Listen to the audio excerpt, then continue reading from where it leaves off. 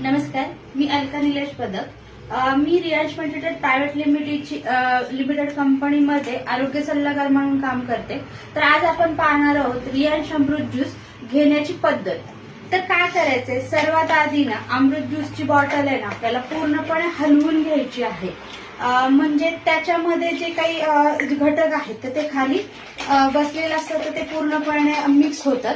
आणि हलवून घेतल्यानंतर काय करायचं, स्टँडर्ड डोस असा आहे की 15 ml अमृत ज्यूस आपल्याला काचेच्या ग्लासमध्येच घ्यायचा आहे।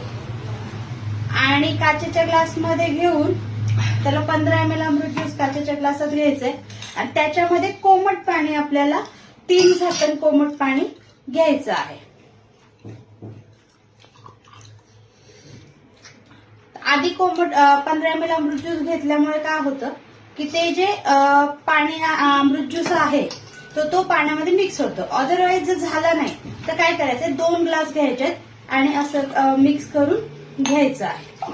आता हे मिक्स करून झाल्यानंतर सिप करून म्हणजे गोट करून आपल्याला ते पूर्णपणे बसून प्यायचं आहे। उभं न राहता बसून शांतपणे ते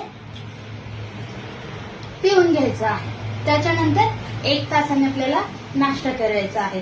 तर या पद्धतीने आपल्याला अमृत ज्यूस प्रॉपर वेनी घ्यायचं आहे। याच्यामध्ये काही चूक नाही करायची, याला कोणताही धातू लावायचा नाहीये, ठीक आहे। कोणत्याही चमच्याने वगैरे ते मिक्स करायचं नाहीये। तो थँक्यू सो मच। हर हर यश, घर घर यश।